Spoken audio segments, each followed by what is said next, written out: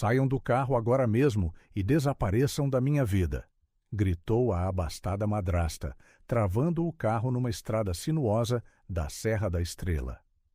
Anos mais tarde, ela quase desmaiaria ao ver os trigêmeos regressarem, acompanhados por advogados e uma pasta de documentos que mudaria tudo. O sol outonal banhava a imponente Quinta dos Oliveiras com uma luz dourada, projetando sombras alongadas sobre o jardim meticulosamente cuidado.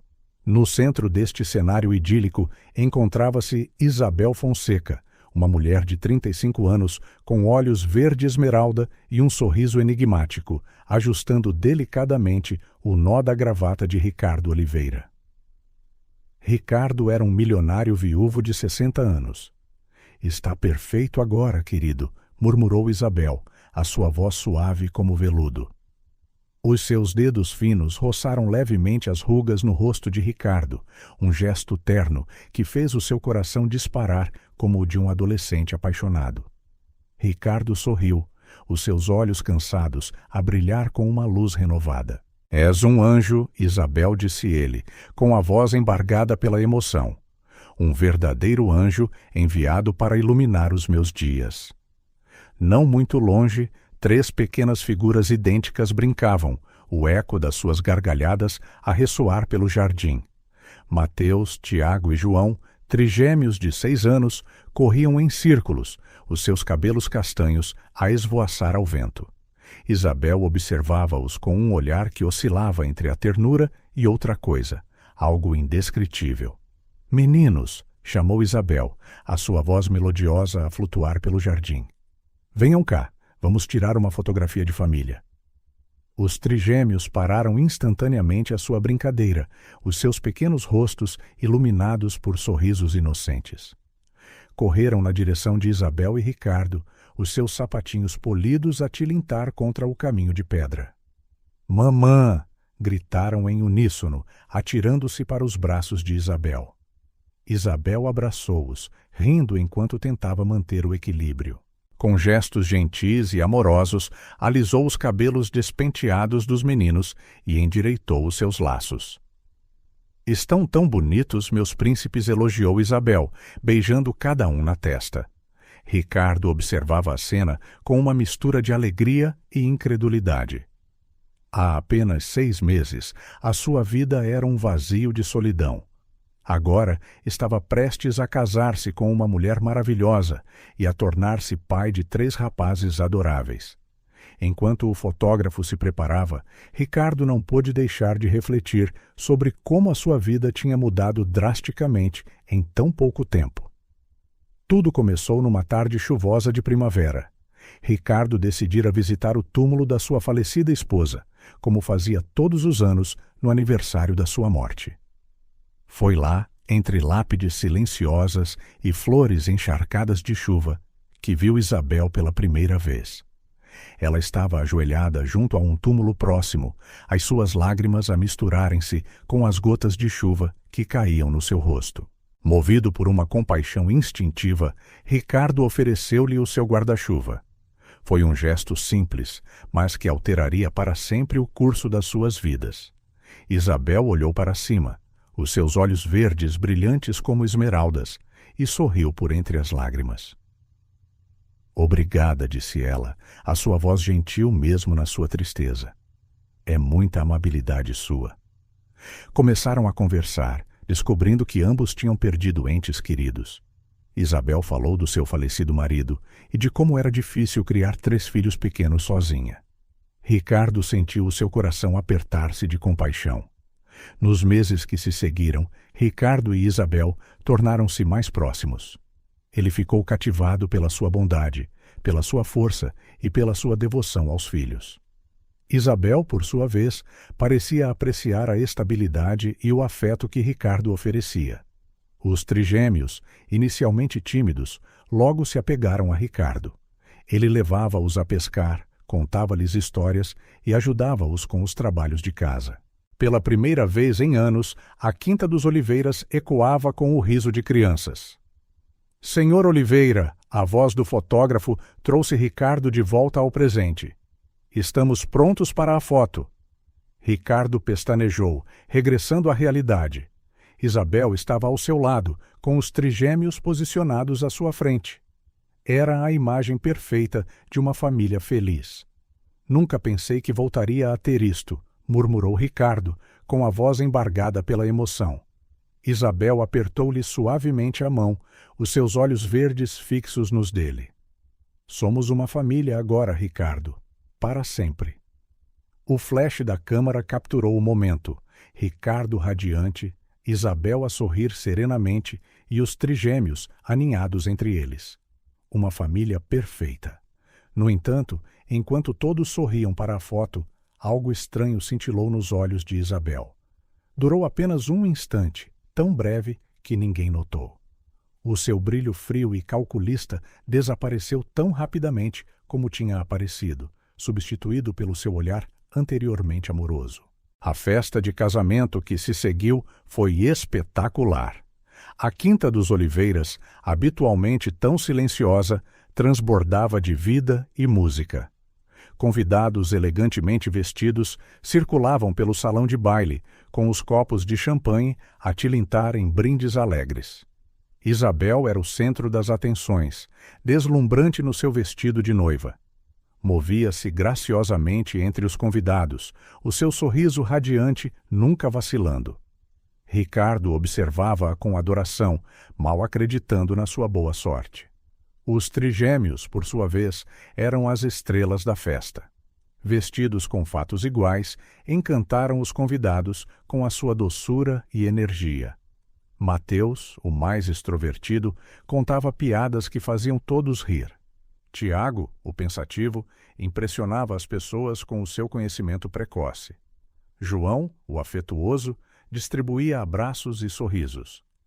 Com o avançar da noite, Isabel pegou no microfone para propor um brinde. O salão de baile ficou em silêncio, todos os olhos virados para a noiva radiante. Queridos amigos e família, começou ela, a sua voz clara e carregada de emoção. Não tenho palavras para expressar a alegria que sinto hoje. Ricardo, trouxeste a luz de volta à minha vida e à vida dos meus filhos. A tua generosidade, o teu amor, a tua bondade. És tudo o que eu poderia desejar num marido e num pai para os meus rapazes. Houve um ó coletivo entre os convidados. Ricardo limpou discretamente uma lágrima.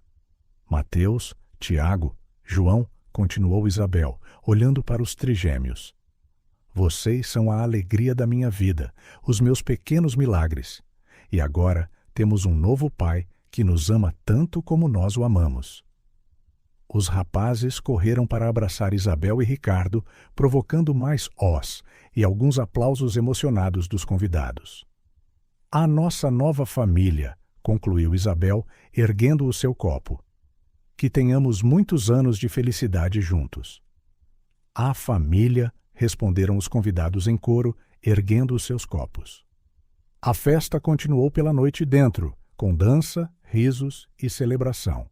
Finalmente, quando o último convidado partiu e os trigêmeos estavam a dormir, exaustos mas felizes, Isabel fechou a porta da quinta. Encostou-se a ela por um momento, o seu sorriso vacilou apenas por um segundo antes de regressar ao seu rosto. Olhou para o cimo da escadaria, onde Ricardo levava o último dos rapazes a dormir para a cama. Uma família perfeita, murmurou para si mesma, um sorriso enigmático a brincar-lhe nos lábios. Absolutamente perfeita. Enquanto subia as escadas para se juntar ao seu novo marido, os olhos de Isabel brilhavam com uma determinação fria. Por um momento, a sua máscara de doçura e devoção escorregou, revelando algo mais sombrio por baixo. O que se escondia por trás daqueles olhos esmeralda? Qual era a verdadeira razão para o sorriso de Isabel e o que o futuro reservava para esta nova e aparentemente feliz família Oliveira? O outono dera lugar ao inverno, e a Quinta dos Oliveiras, antes tão cheia de vida e alegria, parecia agora envolta num manto de silêncio e tristeza. Apenas 3 meses após o casamento, que prometia um futuro brilhante, o destino decidiu reescrever a história da família de uma forma cruel e inesperada. Ricardo Oliveira, o patriarca recém-casado, partira deste mundo tão subitamente como uma vela apagada por uma rajada de vento. Um ataque cardíaco fulminante ceifou-o durante o sono, deixando para trás uma viúva de 35 anos e 3 rapazes de 6 anos, órfãos pela segunda vez. O funeral foi uma cerimônia sombria, realizada num dia cinzento que parecia refletir o luto da família. Isabel, vestida de preto da cabeça aos pés, mantinha uma expressão contida de dor, os seus olhos verdes, baços e distantes. Ao seu lado, os trigêmeos, Mateus, Tiago e João, pareciam pequenos e perdidos nos seus fatos pretos, os seus rostos habitualmente alegres marcados por lágrimas silenciosas. Enquanto o caixão de Ricardo era baixado à terra, Isabel abraçou os rapazes, murmurando palavras de conforto. "O papai está num lugar melhor agora", disse ela suavemente, a sua voz a tremer. "Ele amava-nos muito e estará sempre a olhar por nós." Os dias que se seguiram foram um turbilhão de condolências, arranjos florais e visitas de solidariedade. Isabel parecia mergulhada num profundo estado de luto, raramente saindo do seu quarto, exceto para tratar das necessidades básicas dos rapazes. Os trigêmeos, por sua vez, vagueavam pela quinta como pequenos fantasmas, os seus olhares perdidos à procura de um pai que nunca mais voltaria. Mateus, o mais extrovertido dos 3, tentava animar os irmãos. "Lembram-se do que o papá Ricardo dizia sempre?" sussurrou ele a Tiago e João nas noites em que se amontoavam na cama. "Somos mais fortes juntos." Tiago, o mais perspicaz, foi o primeiro a notar mudanças subtis no comportamento de Isabel. "Não acham que a mamã está diferente?" perguntou ele aos irmãos, uma noite, cerca de 1 mês após o funeral. João, sempre o mais sensível às emoções dos outros, acenou lentamente com a cabeça. "Ela parece triste, mas de uma forma estranha." Com o passar das semanas, os momentos de profunda tristeza de Isabel começaram a alternar com períodos de uma calma quase inquietante. Por vezes, ela olhava para os rapazes com uma expressão distante, como se os estivesse a ver pela primeira vez. Uma manhã, Isabel entrou na sala de estar, onde os rapazes brincavam silenciosamente. Por um momento, ficou na porta, a observá-los com um olhar estranho, quase clínico. Quando Mateus a notou e correu para a abraçar, Isabel recuou instintivamente, um olhar de surpresa e algo como repulsa a atravessar-lhe o rosto, antes de ser substituído por um sorriso forçado. "Mamã?" perguntou Mateus, confuso com a sua reação. Isabel pestanejou, como se estivesse a sair de um transe. "Desculpa, querido", murmurou ela. "A mamã está só um pouco cansada." Ajoelhou-se e abraçou o rapaz, mas o seu abraço pareceu mecânico, desprovido do calor maternal a que os trigêmeos estavam habituados. Os momentos inexplicáveis de frieza tornaram-se mais frequentes. Uma tarde, enquanto ajudava João com os trabalhos de casa, Isabel parou abruptamente, a meio da explicação, os seus olhos fixos num ponto distante. "Mamã?" perguntou João, timidamente. "Estás bem?" Isabel voltou a sua atenção para o rapaz, mas os seus olhos pareciam vagos, quase hostis. "Claro que estou bem", respondeu ela, a sua voz estranhamente monótona. "Por que não estaria?" Tiago, ao observar a distância, sentiu um arrepio percorrer-lhe a espinha. Algo estava errado com a mãe deles, algo que ia além do luto normal. As noites tornaram-se particularmente tensas. Isabel, que costumava insistir em ler uma história aos rapazes antes de dormir, agora parecia evitar o ritual. Quando os trigêmeos a lembravam, ela respondia com uma irritação mal disfarçada. "Já não são crescidos o suficiente para dormirem sozinhos?" perguntou ela uma noite, a sua voz carregada de uma impaciência que fez os rapazes encolherem-se. Mateus, sempre o mais corajoso, tentou uma última vez. "Mas mamã, o papá Ricardo dizia sempre que nunca somos demasiado velhos para uma boa história." Por um momento, O rosto de Isabel contorceu-se com uma raiva tão intensa que os rapazes recuaram de medo. Mas, tão rapidamente como apareceu, a expressão desapareceu, substituída por um sorriso frio. Está bem, disse ela, a sua voz estranhamente calma. Uma história rápida, então. Enquanto Isabel lia, a sua voz era monótona e desprovida de emoção. Os trigêmeos trocaram olhares preocupados. Esta não era a mãe amorosa e carinhosa que conheciam. Algo tinha mudado, e eles não sabiam o que ou porquê. Com o passar dos dias, a atmosfera na Quinta dos Oliveiras tornou-se cada vez mais tensa. Os sorrisos outrora frequentes e calorosos de Isabel pareciam agora forçados e vazios. Os seus olhos, antes cheios de amor e ternura, brilhavam frequentemente com uma luz fria e calculista. Sensíveis ao comportamento mutável da mãe, os trigêmeos começaram a andar na ponta dos pés pela casa, com medo de desencadear a sua ira inexplicável. Agarravam-se uns aos outros para se confortarem, sentindo que o mundo que conheciam estava a desmoronar-se à sua volta. Uma noite, enquanto os rapazes dormiam, Isabel vagueava pelos corredores da quinta, os seus passos a ecoarem no silêncio. Parou em frente ao retrato de Ricardo, os seus olhos fixos na imagem do homem que fora seu marido, por um tempo tão breve. — Por que tiveste de partir? Sussurrou ela, a sua voz carregada de uma emoção difícil de decifrar. Raiva, tristeza ou algo mais sombrio. — Prometeste que ficaríamos juntos. Prometeste que cuidarias de nós. Por um momento, as lágrimas brilharam nos olhos de Isabel, mas depois, tão rapidamente como tinham vindo, secaram. O seu rosto endureceu, os seus olhos assumindo um brilho frio e determinado. Bem murmurou para si mesma: suponho que terei de tratar disto eu mesma. Com estas palavras enigmáticas, Isabel virou-se e caminhou em direção ao seu quarto, deixando para trás o retrato de Ricardo, juntamente com os últimos vestígios da mulher amorosa e dedicada que outrora fora. No andar de cima, os trigêmeos dormiam agitados, inconscientes das mudanças drásticas que estavam prestes a desenrolar-se nas suas jovens vidas. O futuro, antes tão promissor, parecia agora incerto e ameaçador, pairando sobre eles como uma nuvem escura à beira de uma tempestade. O sol de verão pairava alto no céu, derramando um calor implacável sobre a Quinta dos Oliveiras. Era um daqueles dias em que o ar parecia tremer de calor e a quietude só era quebrada pelo zumbido ocasional de uma cigarra distante. Dentro de casa, no entanto, uma excitação invulgar tomou conta. Mateus, Tiago e João, trigêmeos de 6 anos, corriam de um lado para o outro, o eco das suas gargalhadas a ressoar pelos corredores da quinta.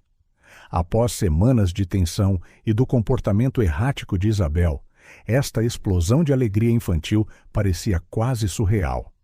A mamã disse que vamos fazer uma viagem surpresa, exclamou Mateus, o mais extrovertido dos três, os seus olhos a brilhar de excitação. Tiago, sempre o cauteloso, franziu a testa.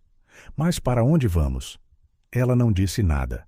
João, sensível às emoções dos outros, notou uma sombra passar pelo rosto de Isabel quando ela anunciou a viagem mais cedo, mas afastou o pensamento, demasiado entusiasmado com a ideia de uma aventura para se preocupar. Isabel apareceu à porta da sala de estar, um sorriso enigmático nos lábios. — Estão prontos, meus amores? O carro está à espera. Os rapazes correram para ela, abraçando-lhe as pernas e falando todos ao mesmo tempo, bombardeando-a com perguntas sobre o destino misterioso. Paciência, riu Isabel, embora houvesse algo estranho no seu riso, uma nota dissonante que os rapazes eram demasiado novos para notar. Vão descobrir em breve. Enquanto se acomodavam no carro de luxo, os trigêmeos mal conseguiam conter a sua excitação. Era a primeira vez em semanas que Isabel sugeria um passeio, e a promessa de uma surpresa enchia-os de antecipação. Isabel ligou o motor e manobrou o carro para fora da propriedade. Ao deixarem para trás os imponentes portões da quinta, um estranho silêncio caiu sobre o veículo. O sorriso de Isabel, tão brilhante momentos antes, parecia agora congelado no seu rosto, os seus olhos fixos na estrada à sua frente. Sentindo a mudança na atmosfera, os rapazes trocaram olhares intrigados. Mateus, sempre o mais falador, tentou quebrar o silêncio. — Mamã, vamos jogar ao Eu Vejo com o Meu Olhinho. — Eu vejo. — Não agora. Mateus interrompeu Isabel, a sua voz mais ríspida do que o habitual. A mamã precisa de se concentrar na condução. O carro continuou, deixando para trás as ruas familiares da cidade. Os edifícios deram lugar a campos abertos e, em breve, estavam numa estrada rural, ladeada por plantações que se estendiam até ao horizonte. Tiago, o mais observador, notou que estavam a afastar-se cada vez mais de casa. Mamã perguntou ele, timidamente. — Vamos muito longe, não vamos? Isabel não respondeu de imediato. Quando falou, a sua voz soou distante, quase mecânica. — Não te preocupes, querido. Estamos quase a chegar. O sol começou a descer no horizonte, pintando o céu em tons de laranja e rosa. A luz dourada do entardecer banhava o interior do carro, criando sombras longas e estranhas. João mexeu-se desconfortavelmente no seu assento, um sentimento de inquietação a crescer no seu peito. As horas passaram e a paisagem continuou a mudar. Os campos cultivados deram lugar a terrenos mais selvagens, com arbustos retorcidos e árvores ocasionais a quebrar a monotonia da planície. O asfalto liso da estrada principal fora há muito substituído por uma estrada de terra, fazendo o carro solavancar a cada solavanco. Mateus, normalmente tão falador, ficara em silêncio, os seus olhos arregalados a observar a paisagem desconhecida pela janela. Tiago mordia o lábio, tentando perceber por que estavam a ir tão longe de casa. João, o mais sensível, sentiu as lágrimas a brotarem-lhe nos olhos, embora não soubesse exatamente por quê. Isabel conduzia em silêncio, os seus olhos colados à estrada, as suas mãos a agarrarem o volante com tanta força que os seus nós dos dedos estavam brancos. De vez em quando, olhava rapidamente pelo espelho retrovisor, os seus olhos a encontrarem os dos rapazes por um breve momento antes de voltarem para a estrada. O sol estava quase a pôr-se quando Isabel finalmente abrandou. O carro parou na berma de um troço de estrada deserto, levantando uma pequena nuvem de poeira. Por um momento, o único som era o tic-tac do motor a arrefecer e a respiração nervosa das crianças. Isabel desligou o motor e ficou imóvel por um longo momento, as suas mãos ainda presas ao volante. Depois, lentamente, virou-se para os trigêmeos. — Saiam, disse ela, a sua voz fria como gelo. Os rapazes congelaram, incapazes de compreender o que estava a acontecer. Olharam para a mãe, esperando um sorriso ou um sinal de que aquilo era apenas uma brincadeira. Mas o rosto de Isabel permaneceu impassível, os seus olhos verdes a brilhar com uma luz estranha e assustadora. Mamã sussurrou. Mateus, a sua voz a tremer. — O que se passa? — Saiam do carro agora mesmo e desapareçam da minha vida, gritou Isabel, a sua voz cheia de uma raiva que os rapazes nunca tinham ouvido antes. A tremer de medo e confusão, os trigêmeos abriram a porta do carro e saíram para a estrada deserta. O calor do dia ainda pairava no ar, fazendo o asfalto brilhar. Uma brisa quente de verão agitava-lhes os cabelos, trazendo o cheiro a poeira e vegetação seca. Isabel observou-os por um momento, os seus olhos verdes a refletir um turbilhão de emoções indecifráveis. Por um breve instante, algo como arrependimento passou pelo seu rosto, mas foi rapidamente substituído por uma fria determinação. — Mamã, por favor, implorou João, as lágrimas a escorrerem-lhe pelo rosto. — Não nos deixes aqui. Tiago, sempre o racional, tentou argumentar com ela. — Deve haver um engano. Fizemos alguma coisa de errado? Podemos consertar, prometo. Mateus, normalmente o mais corajoso, estava em choque, incapaz de formar palavras, os seus olhos arregalados fixos no rosto da mãe. Isabel fechou os olhos por um momento, como se estivesse a reunir forças. Quando os abriu novamente, todo o vestígio de emoção tinha desaparecido. Vocês não entendem, disse ela, a sua voz surpreendentemente calma. Eu nunca quis isto. Eu nunca vos quis a vocês. Era para ser só eu e o Ricardo. A nossa vida perfeita. E agora? Agora ele foi-se embora e eu estou presa a vocês. Não aguento mais. Com estas palavras, Isabel bateu a porta do carro. O som reverberou pela paisagem vazia, fazendo os rapazes estremecerem. Mamã! Mateus finalmente encontrou a sua voz, gritando desesperadamente. Por favor, não vás. Mas Isabel já tinha ligado o motor. Com um último olhar no espelho retrovisor, pisou no acelerador. O carro arrancou em velocidade, levantando uma nuvem de poeira que envolveu os trigêmeos. Os rapazes ficaram ali, paralisados, a ver o carro da mãe desaparecer no horizonte. As lágrimas escorriam-lhes pelos rostos, a realidade do que acabara de acontecer a afundar-se finalmente. Mamã! Gritou João, a sua voz a quebrar-se. Por favor, volta. Mas a única resposta foi o eco distante do motor do carro, a ficar mais fraco até desaparecer completamente. O sol finalmente pôs-se, mergulhando a paisagem em sombras cada vez mais profundas. Os trigêmeos amontoaram-se, os braços à volta uns dos outros para conforto e calor. O que fazemos agora? Sussurrou Tiago, o medo evidente na sua voz. Mateus, sempre o líder, respirou fundo, lutando para controlar as suas próprias lágrimas. Ficamos juntos, disse ele, a sua voz a tremer, mas determinada. Temos um ao outro. Vamos encontrar o caminho de volta. Enquanto as primeiras estrelas começavam a aparecer no céu, os trigêmeos deram as mãos e começaram a caminhar pela estrada deserta. Não tinham ideia de para onde estavam a ir, mas sabiam que, enquanto tivessem um ao outro, havia esperança. O vento da noite sussurrava à sua volta, trazendo o eco distante das últimas palavras de Isabel. Desapareçam da minha vida. Mas enquanto avançavam, passo a passo, para a escuridão crescente, os rapazes prometeram silenciosamente um ao outro que, acontecesse o que acontecesse, nunca se abandonariam. A escuridão caiu rapidamente sobre a estrada deserta, engolindo os últimos raios do sol poente.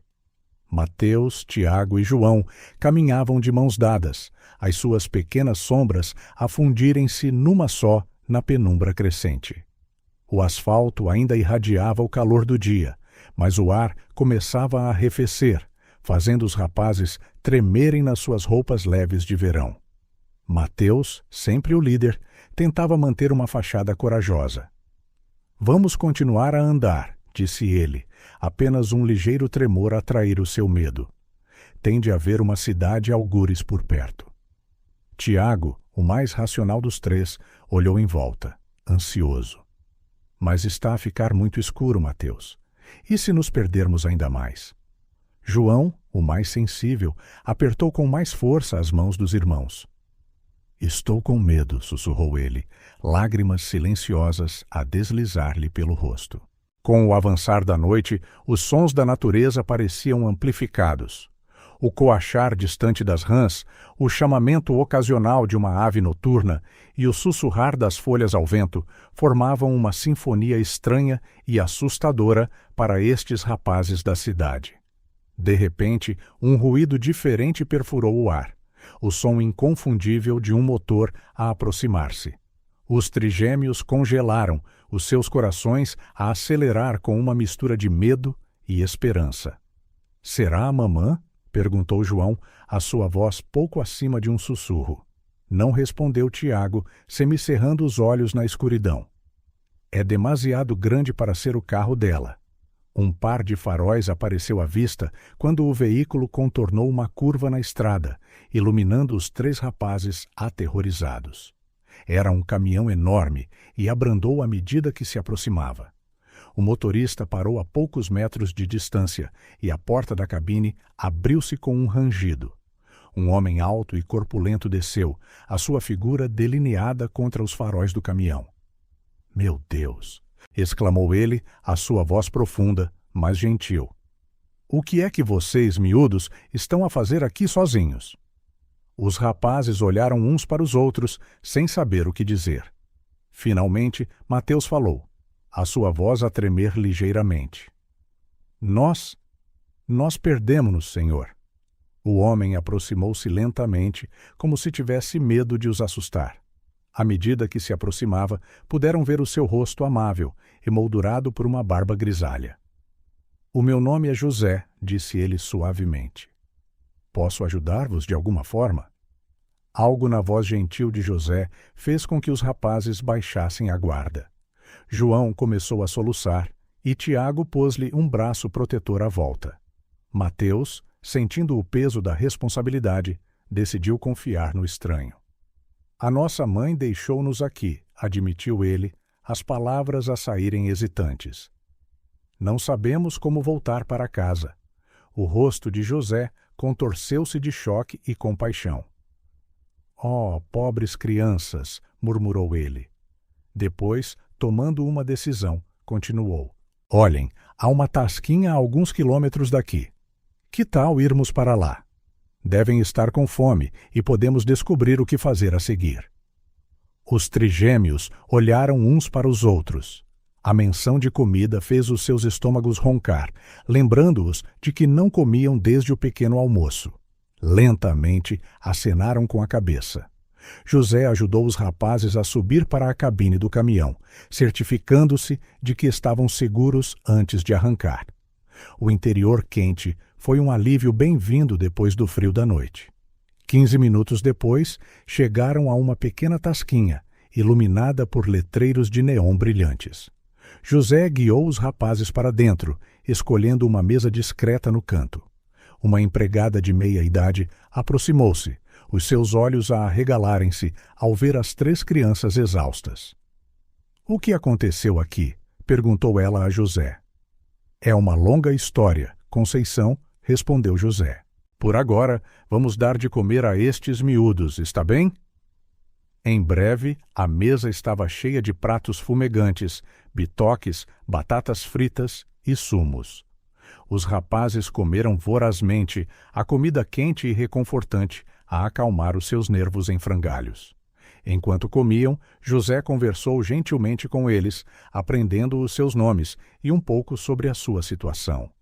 O seu coração doía com a história do seu abandono, e ele trocou olhares preocupados com Conceição, que ocasionalmente verificava se estavam todos bem.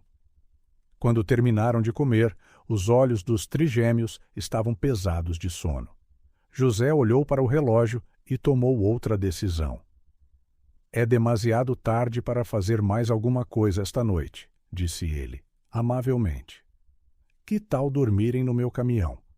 Há um pequeno beliche atrás da cabine, e amanhã de manhã podemos ir à polícia para resolver isto. Os rapazes, exaustos e emocionalmente esgotados, concordaram sem hesitar. De volta ao caminhão, José arranjou o pequeno beliche com cobertores extra, criando um ninho acolhedor para os trigêmeos. Mateus, Tiago e João instalaram-se juntos, os seus pequenos corpos a aconchegarem-se para conforto e calor. José cobriu-os cuidadosamente, o seu coração pesado de tristeza pelo que estas crianças tinham passado. — Durmam bem, rapazes, sussurrou ele. Estão seguros agora. Enquanto os trigêmeos caíam num sono profundo e exausto, José sentou-se no lugar do condutor, determinado a ficar acordado. Olhou para as estrelas através do para-brisas, fazendo uma promessa silenciosa de proteger estas 3 almas inocentes e ajudá-las a encontrar um novo lar. A noite avançou, e o mundo à volta do caminhão estacionado estava silencioso. Dentro da cabine, 3 irmãos dormiam nos braços um do outro, procurando conforto mesmo nos seus sonhos. Embora o futuro permanecesse incerto, pelo menos por esta noite, eles estavam seguros, quentes e, mais importante, juntos. O sol nascente pintou o céu em tons de rosa quando Mateus, Tiago e João acordaram, amontoados no beliche do caminhão de José. Por um breve momento, permitiram-se acreditar que tudo tinha sido um pesadelo, mas a realidade logo se impôs, cruel e inescapável. Fiel à sua palavra, José levou-os à esquadra de polícia mais próxima. No entanto, as autoridades pareciam sobrecarregadas e apenas medianamente interessadas no caso de 3 rapazes abandonados. Após horas de espera e interrogatórios superficiais, tornou-se claro que não haveria uma solução rápida. Lamento, miúdos, disse José, a sua voz pesada de tristeza.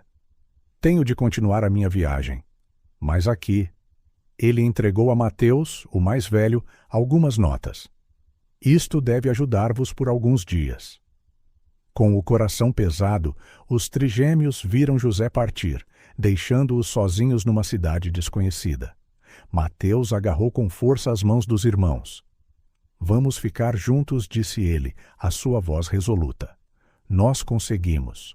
Os primeiros dias foram os mais difíceis. Vaguearam pelas ruas de Évora, assustados e com fome, a dormir em becos e edifícios abandonados.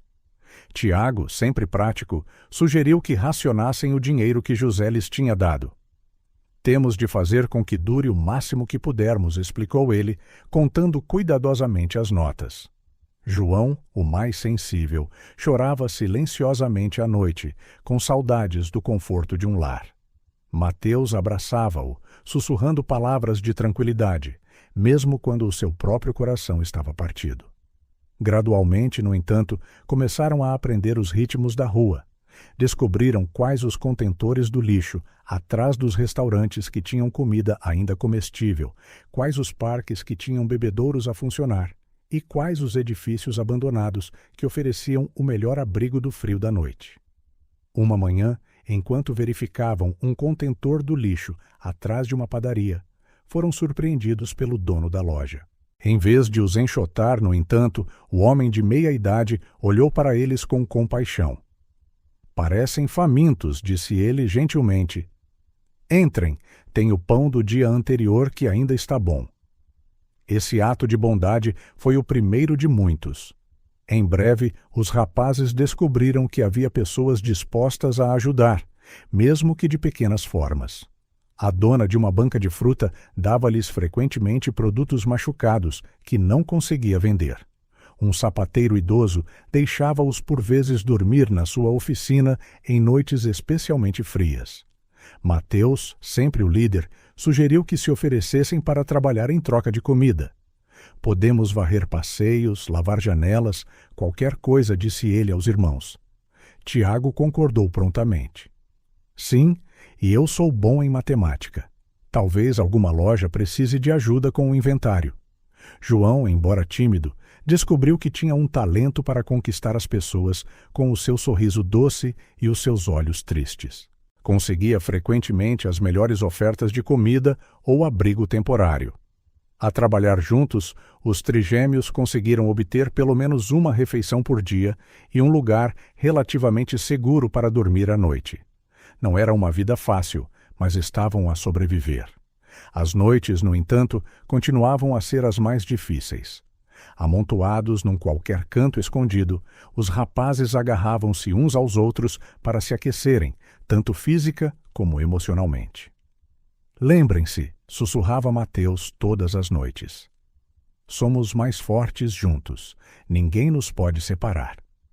Tiago acordava frequentemente à meio da noite, os seus olhos vigilantes a qualquer sinal de perigo. Tornara-se o guardião silencioso dos seus irmãos. João mantinha viva a esperança deles. Um dia dizia ele suavemente: teremos uma casa a sério outra vez. Eu sei que sim. Com o passar dos dias, os trigêmeos desenvolveram uma rotina. De manhã, procuravam biscates, varrer passeios, fazer recados, carregar compras. À tarde, procuravam lugares seguros para passar a noite. E, à noite, contavam histórias uns aos outros, mantendo vivas as memórias de tempos mais felizes. Mas a vida nas ruas era dura e implacável. Havia dias de fome, noites de frio cortante e momentos de desespero tão profundo que até o otimista João sentia a sua esperança vacilar. Foi numa dessas noites difíceis que Mateus fez um voto solene. Reunindo os irmãos num abraço apertado, falou com uma voz firme: Prometo-vos, aconteça o que acontecer, ficaremos sempre juntos. Somos uma família e as famílias nunca desistem umas das outras. Tiago e João acenaram com a cabeça, lágrimas silenciosas a riscar-lhes os rostos sujos. Naquele momento, reafirmaram o seu compromisso um com o outro, uma promessa silenciosa de proteção e amor incondicional. As ruas podiam ser cruéis, o mundo injusto, mas os trigêmeos tinham-se um ao outro. E enquanto estivessem juntos, havia esperança. Enfrentavam cada novo dia com coragem, determinação e um laço de amor inquebrável que os unia. E assim, Mateus, Tiago e João continuaram a sua luta pela sobrevivência, 3 pequenas almas contra o mundo, mas fortes na sua união. O futuro ainda era incerto, mas enfrentavam-no juntos, um dia de cada vez. O sol mal tinha nascido quando Mateus, Tiago e João emergiram do seu esconderijo atual, um armazém abandonado atrás de uma loja antiga. Agora, com 10 anos, os trigêmeos tinham crescido, mas ainda carregavam nos olhos o peso das suas experiências. Mateus, o primeiro a sair, espreguiçou-se e examinou a área com olhos alertas. 4 anos nas ruas tinham-no transformado num líder natural, sempre em guarda. Caminho livre, sussurrou ele aos irmãos. Tiago seguiu-o, mapeando mentalmente o dia que se avizinhava. A sua habilidade para os números tornara-se uma ferramenta valiosa na sua luta diária pela sobrevivência. Temos de estar na banca do Sr. Joaquim em 20 minutos, lembrou-os ele. João, o último a emergir, carregava um saco gasto com os seus poucos pertences. O seu sorriso, embora mais reservado agora, ainda tinha o poder de iluminar até os dias mais sombrios. Vamos, disse ele, a sua voz suave, mas determinada. A rotina que tinham estabelecido ao longo dos anos era quase militar na sua precisão. Cada minuto do dia era cuidadosamente planeado para maximizar as suas hipóteses de sobrevivência. A sua primeira paragem era sempre a padaria da Senhora Conceição. A mulher idosa, com um coração de ouro, guardava-lhe sempre pão do dia anterior. Bom dia, meus anjos, cumprimentava-os ela calorosamente. Aqui tem. Comam enquanto ainda está quente. Com as barrigas parcialmente satisfeitas, os rapazes dirigiram-se ao seu trabalho principal no quiosque do Sr. Joaquim. O homem de meia idade tinha se afeiçoado aos trigêmeos há cerca de 1 ano, oferecendo-lhes trabalho estável em troca de algumas moedas e, mais importante, um lugar seguro para ficar durante o dia. Ah, aí estão vocês! Exclamou o Sr. Joaquim ao vê-los. Temos muito que fazer hoje. O novo filme do Super-Homem está a estrear e toda a gente quer ler as críticas. Os rapazes puseram-se logo ao trabalho. Mateus, com a sua personalidade carismática, destacava-se a atrair clientes. Tiago tratava da caixa registradora, a sua mente rápida a calcular o troco com uma precisão impressionante. João, com o seu sorriso gentil, era ótimo a acalmar até os clientes mais irritáveis. Com o avançar da manhã, vários lojistas locais pararam no quiosque, muitos deles a parar para conversar com os rapazes. O dono da loja de eletrônica perguntou se podiam ajudar a carregar algumas caixas mais tarde. A florista ofereceu-lhes algumas flores para venderem, prometendo que podiam ficar com parte do lucro. Era uma vida dura, mas os trigêmeos tinham encontrado uma espécie de estabilidade. Tinham comida na maioria dos dias, um trabalho que lhes dava um propósito e uma rede de pessoas que, se não podiam fornecer um lar, pelo menos ofereciam pequenos atos de bondade. Perto do meio-dia, quando as coisas abrandaram no quiosque, aconteceu algo invulgar. Um homem bem vestido, num fato impecável, exalando um ar de refinamento, aproximou-se do quiosque. Bom dia, disse ele, a sua voz profunda e educada a atrair o seu porte distinto. Estou à procura do jornal de hoje, o The Times. Tem? Mateus localizou rapidamente o jornal pedido, enquanto Tiago calculava o preço.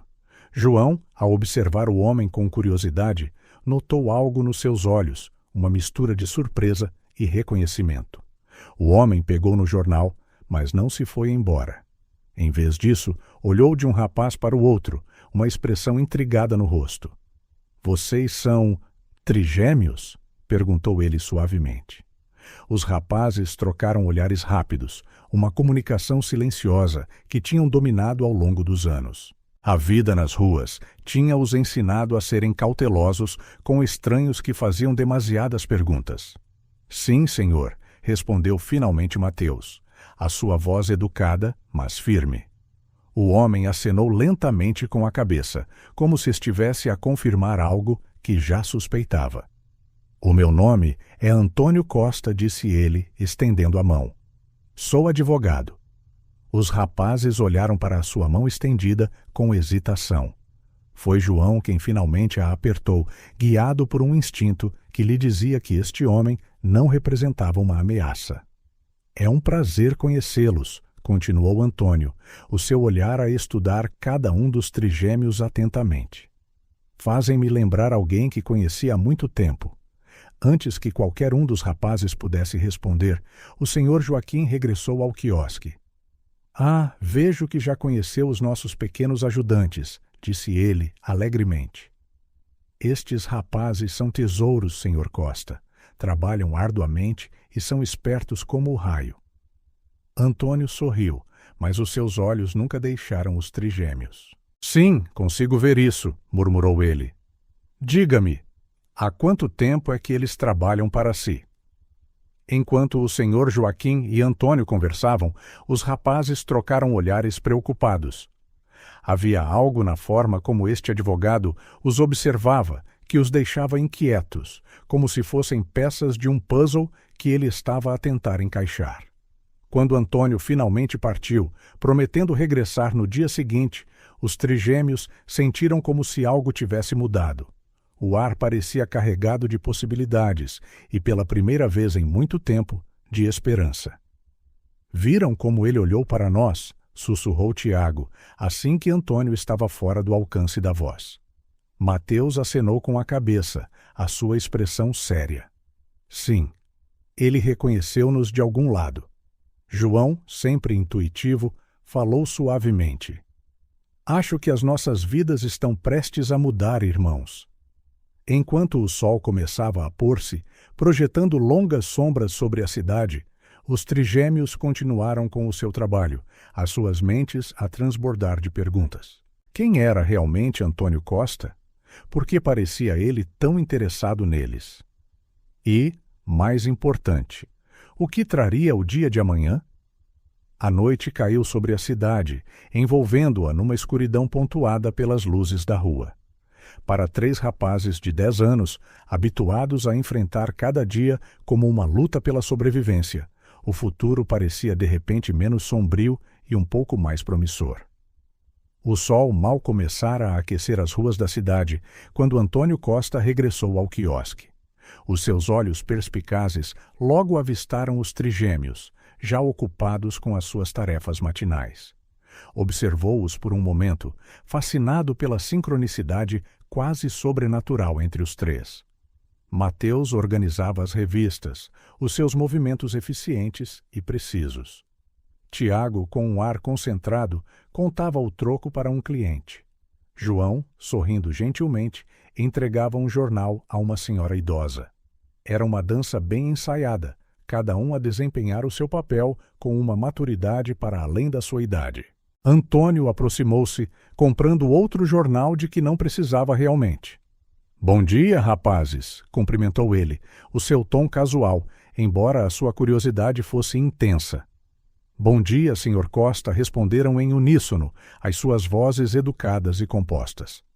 O advogado notou como eles se moviam, sempre a manterem-se perto um do outro, como se magneticamente atraídos. Era um comportamento que falava de anos de confiança e dependência mútua. Há muito tempo que trabalham aqui? Perguntou Antônio, tentando iniciar uma conversa. Mateus, claramente o porta-voz do grupo, respondeu: há cerca de 1 ano, senhor. O senhor Joaquim tem sido muito bom para nós. Antônio acenou com a cabeça, impressionado com a eloquência do rapaz. E antes disso, onde andavam na escola? Um vislumbre de tensão atravessou os rostos dos trigêmeos. Tiago respondeu desta vez, a sua voz cuidadosamente neutra: mudamo-nos muito, senhor. Tivemos ensino em casa. Antônio sentiu a evasão, mas não insistiu no assunto. Em vez disso, mudou a conversa para os seus interesses e sonhos. Para sua surpresa, os rapazes animaram-se, revelando uma profundidade de conhecimento e aspiração que contradizia a sua situação atual. Mateus falou do seu amor pela literatura, nomeando autores que muitos adultos não teriam lido. Tiago demonstrou impressionantes habilidades matemáticas, resolvendo cálculos mentais que Antônio propunha. João, o mais calado, surpreendeu o advogado com a sua sensibilidade artística, descrevendo pinturas vívidas que sonhava criar. À medida que a conversa fluía, Antônio sentiu a sua curiosidade transformar-se numa certeza crescente. Havia algo de especial nestes rapazes, algo familiar que ele não conseguia identificar. Nesse momento, o senhor Joaquim juntou-se a eles, trazendo um tabuleiro de sanduíches. Hora do almoço, rapazes, anunciou ele, alegremente. Senhor Costa, quer juntar-se a nós? Antônio aceitou, vendo aquilo como uma oportunidade para aprender mais. Enquanto comiam, ele observou como os trigêmeos partilhavam a comida, certificando-se sempre de que cada um tinha uma parte igual. Um gesto simples, mas revelador. São muito unidos, comentou Antônio. Deve ser especial ser trigêmeos. Os rapazes trocaram olhares mais uma vez, uma conversa silenciosa que passou entre eles. João finalmente falou, a sua voz suave, mas firme. Só nos temos uns aos outros, senhor Costa. Algo no tom de João atingiu Antônio profundamente. Havia ali uma tristeza, uma história não contada que o advogado estava determinado a descobrir. Fazem-me lembrar muito um caso em que trabalhei há alguns anos, disse Antônio, observando as reações dos rapazes com atenção. Era sobre uma família. Os Oliveira, se bem me lembro. O efeito foi imediato. Os trigêmeos congelaram, os seus olhos a arregalarem-se de reconhecimento e medo. Mateus deixou cair a sanduíche que estava a segurar. Tiago quase se engasgou com um gole de água e João ficou pálido como um fantasma. Antônio sabia que tinha tocado em algo crucial. Gentilmente, continuou. Ricardo Oliveira era meu cliente. Um bom homem que amava muito a sua família. As suas palavras pareceram quebrar uma barreira invisível. De repente, as lágrimas começaram a rolar pelo rosto de João. Tiago pôs-lhe um braço protetor à volta, enquanto Mateus olhava para Antônio com uma mistura de desafio e esperança. Como é que conhecia o nosso pai? Perguntou Mateus, a sua voz pouco acima de um sussurro. A confirmação atingiu Antônio como um raio. Estes eram os filhos de Ricardo Oliveira, os rapazes que tinham desaparecido misteriosamente há 4 anos, deixando para trás uma fortuna não reclamada e um mistério que assombrava Antônio desde então. Eu era o advogado pessoal do Ricardo, explicou Antônio, gentilmente, ciente da tempestade de emoções que a sua revelação tinha desencadeado. Ele falava de vocês muitas vezes, sempre com tanto amor e orgulho. As lágrimas agora corriam livremente pelos rostos dos rapazes. Anos de segredo e dor reprimida pareciam derramar-se de uma só vez. Nós pensamos que ninguém se importava, soluçou Tiago, que toda a gente se tinha esquecido de nós. O coração de Antônio apertou-se. Nunca disse ele, firmemente. O Ricardo deixou-vos tudo. Passei anos a tentar encontrar-vos, a tentar perceber o que aconteceu. Mateus, reunindo toda a sua coragem, olhou Antônio nos olhos. Foi ela, disse ele, a sua voz a tremer de emoção. A nossa mãe. Ela abandonou-nos na estrada. Disse-nos para desaparecermos da vida dela. Antônio ficou chocado. Sabia que Isabel, a viúva de Ricardo, tinha desaparecido pouco depois dos rapazes, levando consigo uma quantia substancial de dinheiro. Mas abandonar crianças, os seus próprios filhos, era quase inimaginável. Rapazes, disse Antônio, a sua voz cheia de compaixão e determinação. Estão seguros agora. Prometo que farei tudo o que estiver ao meu alcance para corrigir este terrível erro. O senhor Joaquim, que tinha ouvido em silêncio, com lágrimas nos olhos, falou. São bons miúdos, senhor Costa. Merecem uma oportunidade melhor na vida. Antônio acenou com a cabeça, a sua mente já a correr com as implicações legais e práticas do que descobrira. Confiam em mim para vos ajudar? Perguntou ele aos trigêmeos. Os rapazes olharam uns para os outros, anos de comunicação não dita a passar entre eles. Finalmente, Mateus falou por todos os três. Sim, senhor Costa, confiamos. Naquele momento, sob o sol do meio-dia, num simples quiosque, o destino de 3 jovens vidas mudou drasticamente. Antônio sabia que o caminho à sua frente estaria cheio de desafios, questões legais, traumas emocionais, anos de educação perdida para recuperar. Mas, olhando para os rostos esperançosos dos trigêmeos, ele sabia que todo o esforço valeria a pena. Bem, rapazes, disse Antônio, um sorriso determinado no rosto. Temos muito trabalho a fazer. Que tal começarmos por encontrar um lugar mais confortável para ficarem esta noite? Enquanto os trigêmeos reuniam os seus poucos pertences e se despediam emocionadamente do senhor Joaquim, Antônio fez uma promessa silenciosa. Ele desvendaria o mistério por trás do seu abandono, recuperaria a herança que lhes pertencia por direito e, mais importante, garantiria que Mateus, Tiago e João finalmente tivessem o lar e a família que mereciam. O caso Oliveira, que assombrava Antônio há anos, estava prestes a ganhar um novo capítulo. E desta vez ele estava determinado a garantir um final feliz. O escritório de Antônio Costa, habitualmente um santuário de ordem e calma, estava agora coberto de papéis, processos e documentos antigos. O advogado passara as últimas semanas fechado numa investigação frenética, determinado a desvendar o mistério que rodeava os trigêmeos Oliveira. Antônio esfregou os olhos cansados, olhando para o relógio. Eram quase 2 da manhã, mas ele mal notava as horas. Cada nova descoberta levava-o mais fundo no labirinto de mentiras e fraudes que Isabel, a mãe dos rapazes, tinha construído. Como pôde ela, murmurou Antônio para si mesmo, segurando uma foto de Isabel com Ricardo e os trigêmeos, todos a sorrir para a câmara. Era uma imagem de felicidade perfeita, mas agora ele sabia que era tudo uma farsa. A sua secretária, Maria, entrou silenciosamente no escritório com outra chávena de café. Devia descansar um pouco, Antônio disse ela amavelmente. Antônio abanou a cabeça. Não posso, Maria. Não enquanto aqueles rapazes... Devias ver como eles vivem. Estão num abrigo temporário, ainda assustados, à espera que alguém os abandone outra vez a qualquer momento. Maria acenou com a cabeça, solidária. O que descobriu até agora? Antônio respirou fundo, organizando mentalmente a informação. É pior do que imaginávamos. A Isabel não só abandonou os rapazes, como falsificou o testamento do Ricardo. Ele pegou num documento, mostrando-o a Maria. Este é o testamento original. O Ricardo deixou tudo aos trigêmeos, nomeando a Isabel como administradora, até atingirem a maioridade. Mas olha para isto. Ele ergueu outro documento. Este é o testamento que foi apresentado após a morte do Ricardo. Nele, a Isabel é a principal beneficiária.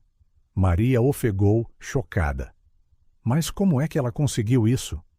Falsificação, explicou Antônio, a sua voz cheia de repugnância. Deve ter tido ajuda de alguém dentro do sistema legal. Estou a investigar isso também. Antônio levantou-se, caminhando até a janela. A cidade dormia lá fora, alheia ao drama que se desenrolava dentro daquele escritório.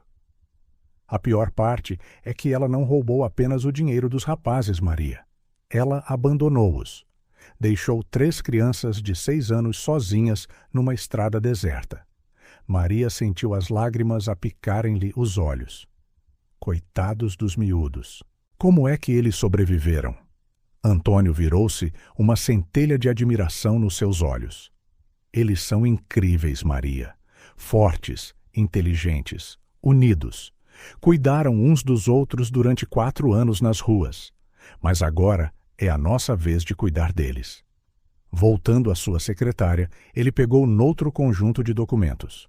Encontrei registros bancários que mostram grandes transferências para contas offshore logo após o desaparecimento da Isabel. Ela planeou tudo isto, Maria. Casou-se com o Ricardo por dinheiro, esperou pelo momento certo e depois desapareceu com milhões. Maria abanou a cabeça, incrédula. Então, o que fazemos agora?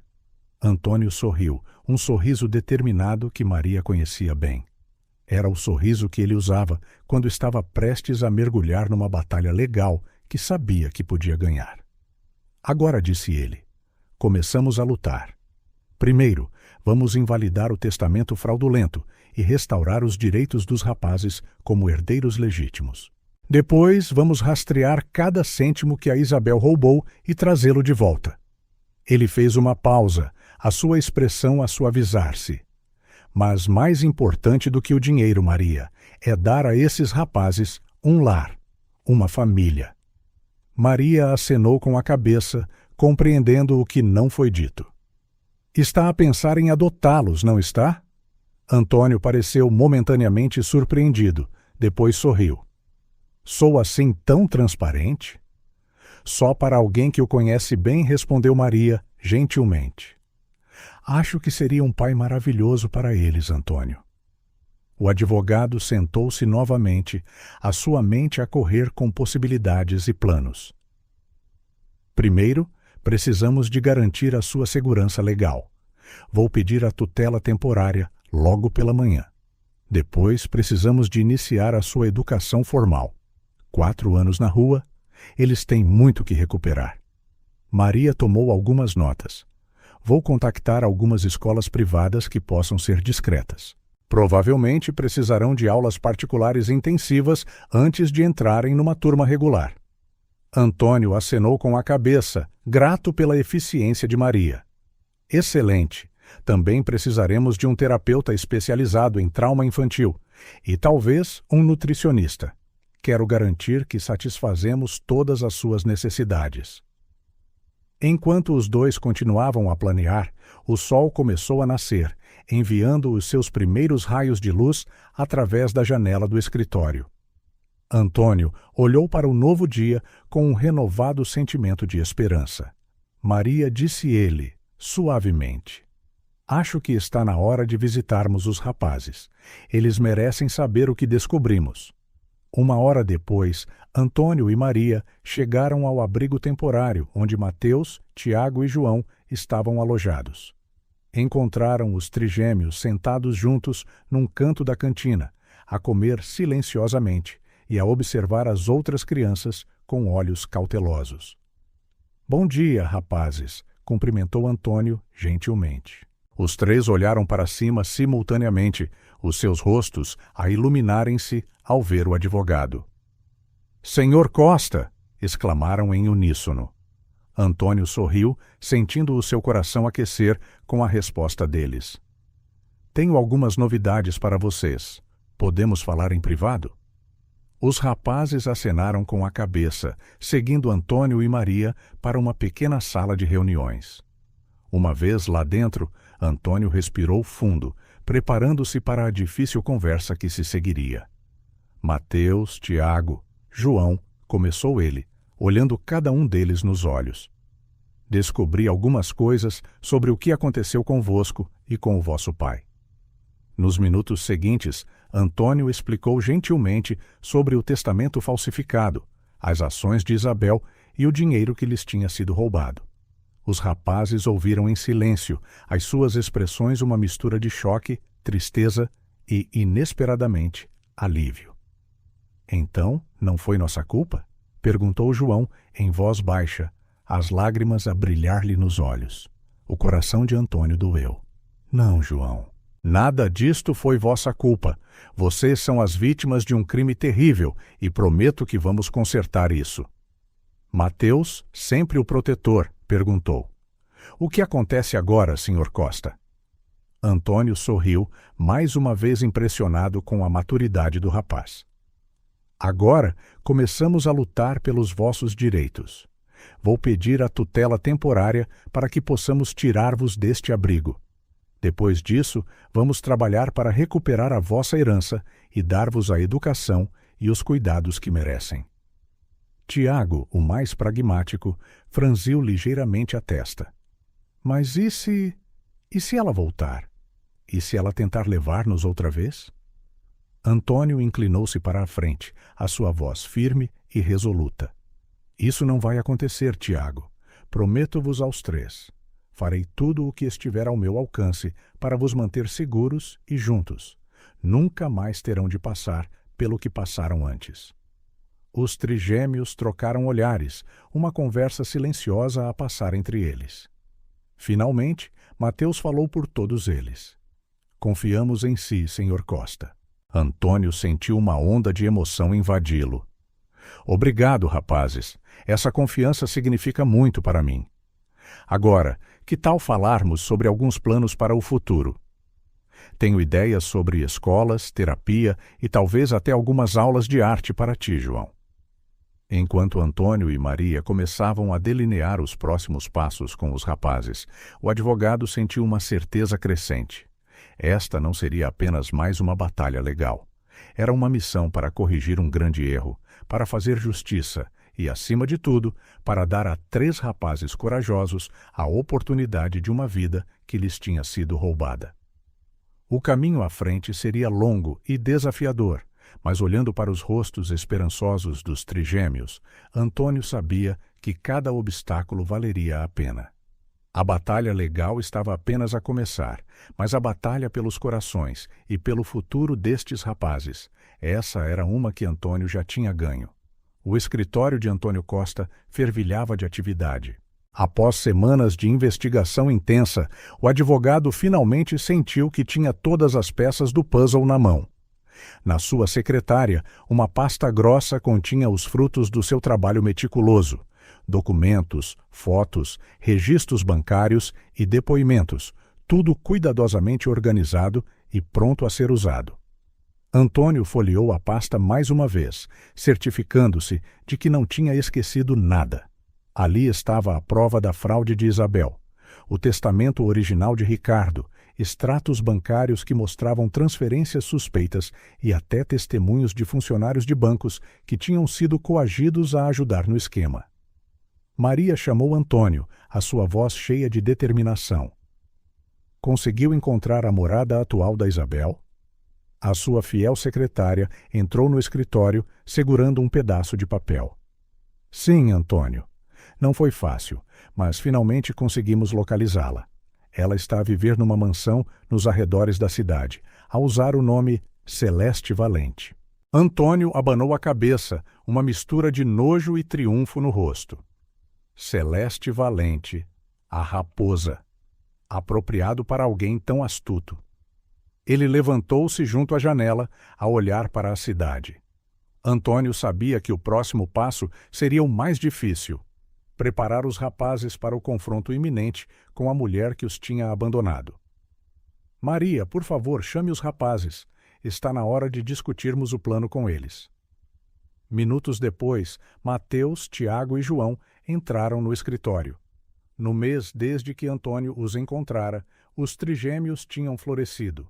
Bem alimentados, devidamente vestidos e a receber a educação que lhes fora negada durante anos, pareciam crianças completamente diferentes. Ainda assim, os seus olhos carregavam um toque das sombras das dificuldades que tinham enfrentado.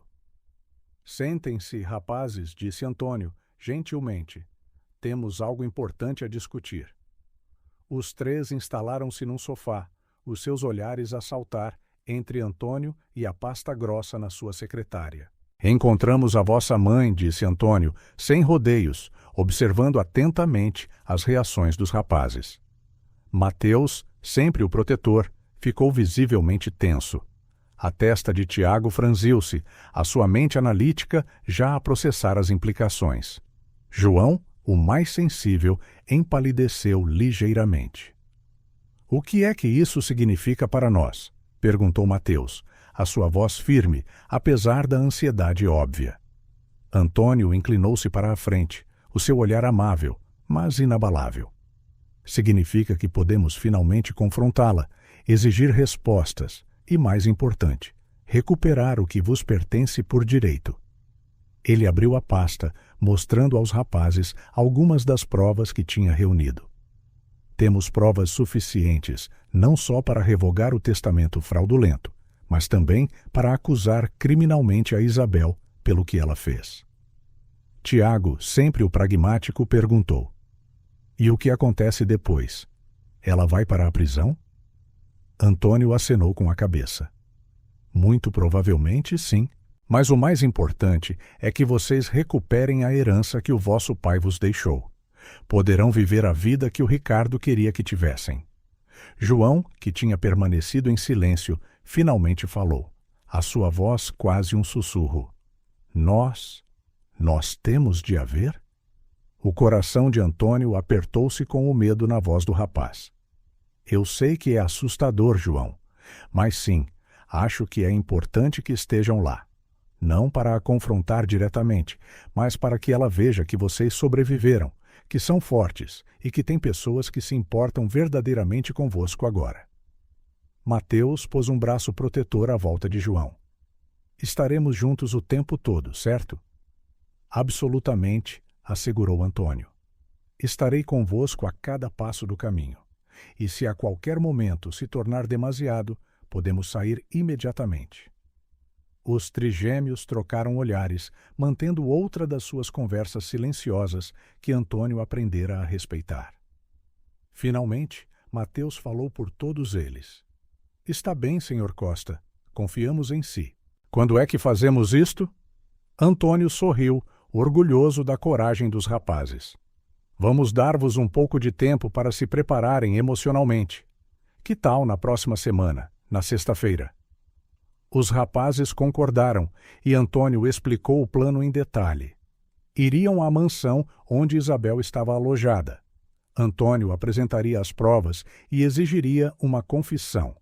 Se tudo corresse bem, a polícia seria chamada e Isabel seria presa no local. Nos dias que se seguiram, Antônio trabalhou incansavelmente para garantir que tudo estava em ordem. Contactou as autoridades, preparou todos os documentos legais necessários e até contratou um terapeuta especializado em trauma infantil para estar de prevenção, caso os rapazes precisassem de apoio emocional imediato após o confronto. Finalmente, o dia chegou. Antônio acordou antes do amanhecer, revendo mentalmente cada detalhe enquanto se preparava.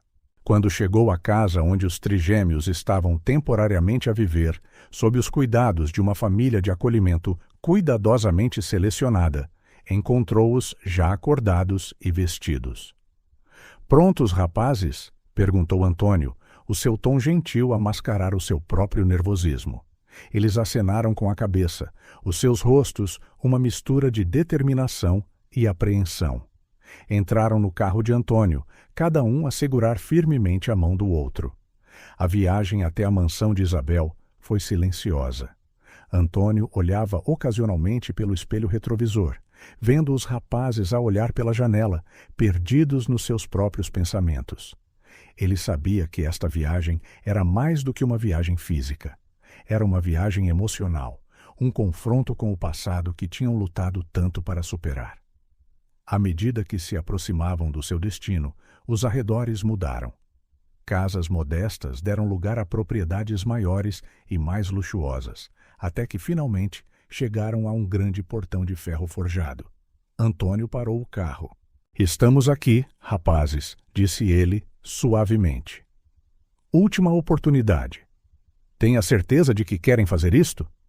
Mateus olhou para os irmãos, depois de volta para Antônio. A sua voz estava firme quando respondeu. Sim, senhor Costa.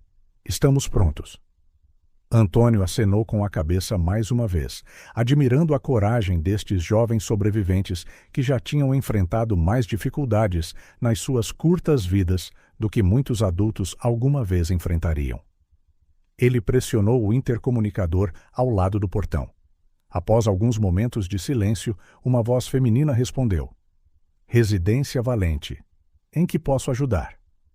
Antônio respirou fundo. Era agora ou nunca. O meu nome é Antônio Costa. Estou aqui para ver a Isabel Fonseca, ou devo dizer, Celeste Valente. Houve um longo silêncio.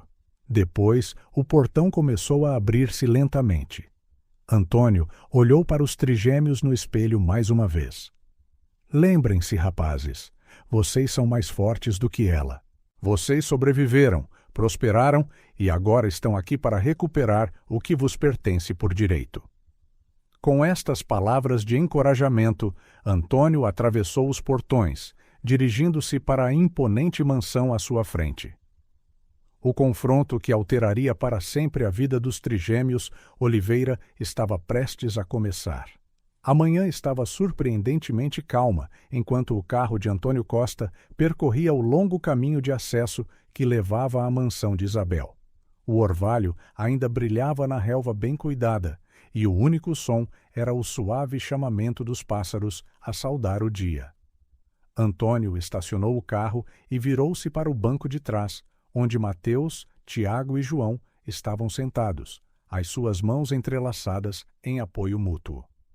Lembrem-se, rapazes, disse ele, suavemente. Não têm de dizer uma palavra se não quiserem. Estou aqui para vos proteger. Os trigêmeos acenaram em uníssono, os seus rostos uma mistura igual de determinação e medo. Juntos, seguiram Antônio até a impressionante porta da frente da mansão. Antônio respirou fundo e tocou a campainha. O som ecoou pela casa e, por um momento, tudo ficou em silêncio.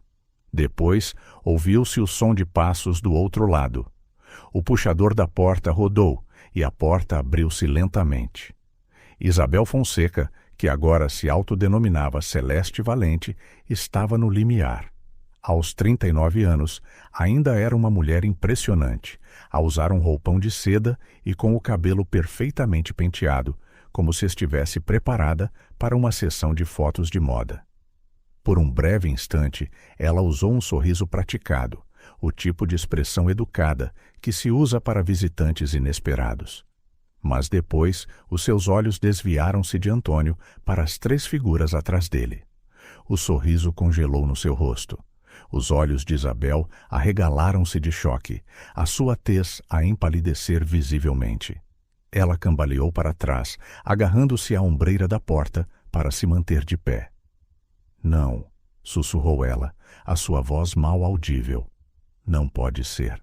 Mateus, Tiago e João permaneceram imóveis, os seus olhos fixos na mulher que os tinha abandonado há 4 anos.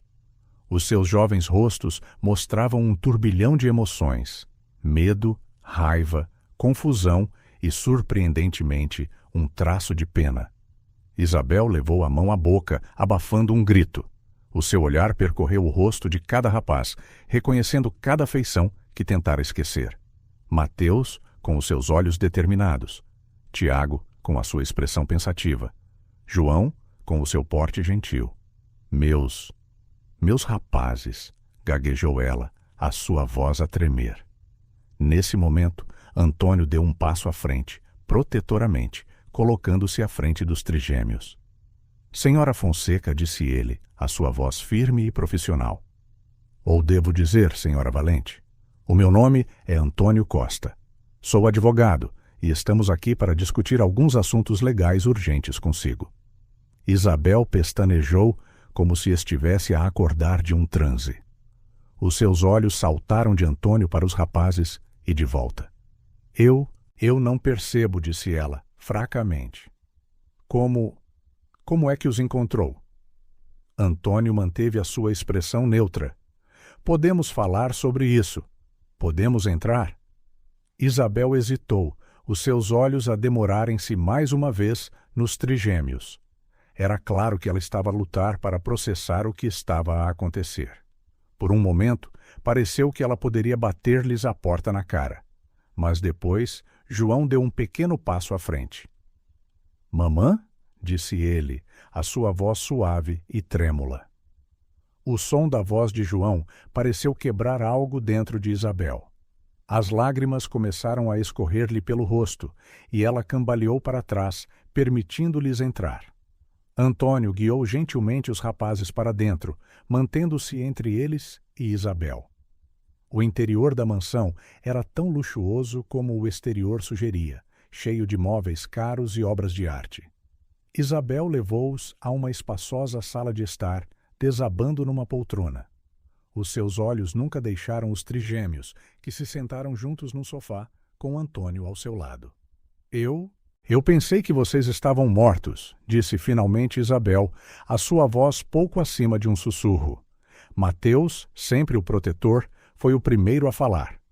Quase morremos, disse ele, surpreendentemente calmo.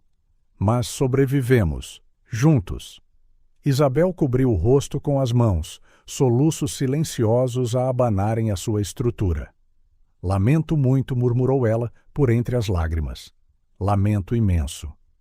Antônio observou a cena com uma mistura de compaixão e determinação. Finalmente, falou. Senhora Fonseca, compreendo que isto seja um choque para si, mas há assuntos sérios que precisamos de abordar. Assuntos legais que não podem ser ignorados. Isabel baixou as mãos, olhando para Antônio com uma mistura de medo e resignação. Você sabe, disse ela. Não era uma pergunta. Antônio acenou com a cabeça, gravemente. Sim, sabemos tudo. O testamento falsificado, os fundos desviados e o abandono dos rapazes. Estamos aqui para corrigir estes erros. Isabel fechou os olhos como se estivesse a preparar-se para o inevitável. Quando os abriu, uma triste determinação brilhava ali. Suponho que já não há como fugir disto, pois não? Não confirmou Antônio. Não há. Ele abriu a sua pasta, colocando uma pilha de documentos na mesa de centro. Agora, senhora Fonseca, vamos discutir o que aconteceu há 4 anos e como planeamos resolver esta situação. Enquanto Antônio começava a expor as provas que tinham reunido, os trigêmeos permaneceram em silêncio, a observar a mulher a quem outrora tinham chamado mãe. Apesar de tudo o que tinham sofrido, os seus jovens corações carregavam uma complexidade de emoções. Raiva e mágoa, sim, mas também um vislumbre de compaixão pela figura destroçada à sua frente. O confronto que tinham temido e antecipado por tanto tempo estava finalmente a acontecer, e embora o resultado permanecesse incerto, uma coisa era clara: nada voltaria a ser o mesmo depois desta manhã. O pânico nos olhos de Isabel era palpável. Por um instante, ela tentou fechar a porta, os seus dedos a agarrarem o puxador em desespero. Não podem estar aqui, murmurou ela, mais para si mesma do que para os seus visitantes. Isto não pode estar a acontecer. Antônio, antecipando a sua reação, impediu gentilmente, mas com firmeza, que a porta se fechasse. Senhora Fonseca, disse ele, calmamente, mas com autoridade. Fechar a porta não fará isto desaparecer. É melhor resolvermos isto agora. Isabel olhou para os trigêmeos, os seus olhos a moverem-se de um rosto para o outro, como se estivesse a ver fantasmas. Finalmente, com um suspiro derrotado, recuou, permitindo-lhes entrar. A mansão era um testamento da riqueza que Isabel tinha acumulado ao longo dos anos. Obras de arte caras enfeitavam as paredes e móveis de design enchiam as salas. Tudo gritava opulência, um contraste cruel com a vida que os rapazes tinham sido forçados a viver nas ruas. Ela levou-os a uma espaçosa área de estar, afundando-se numa poltrona de couro. Os seus olhos nunca deixaram os trigêmeos, que se sentaram juntos num sofá, com Antônio ao seu lado. Por favor, implorou Isabel, a sua voz a tremer. Deixem-me explicar. Antônio levantou a mão, parando-a. Antes de qualquer explicação, Sra. Fonseca, há algumas coisas que precisamos de estabelecer. Ele abriu a sua pasta, retirando uma pilha de papéis cuidadosamente organizados. Primeiro começou ele. A sua voz profissional e firme temos aqui o testamento original de Ricardo Oliveira. Ele deslizou o documento pela mesa de centro. Como pode ver, ele deixou tudo aos rapazes, nomeando-a como administradora até atingirem a idade adulta. Isabel empalideceu, os seus olhos fixos no papel. Antônio continuou, implacável. Agora, compare-o com isto. Ele colocou outro documento ao lado do primeiro. Este é o testamento apresentado após a morte do Ricardo. Note as diferenças gritantes. Isabel fechou os olhos, como se esperasse que os documentos desaparecessem. Quando os abriu novamente, as lágrimas riscavam o seu rosto. Eu não tive escolha, sussurrou ela. Há sempre uma escolha, Sra. Fonseca, respondeu Antônio, a sua voz de aço. A senhora escolheu falsificar o testamento. A senhora escolheu roubar aos seus próprios filhos. E depois... Ele fez uma pausa, lançando um olhar compassivo aos rapazes antes de se virar novamente para Isabel. A senhora escolheu abandoná-los. Ele colocou mais documentos na mesa.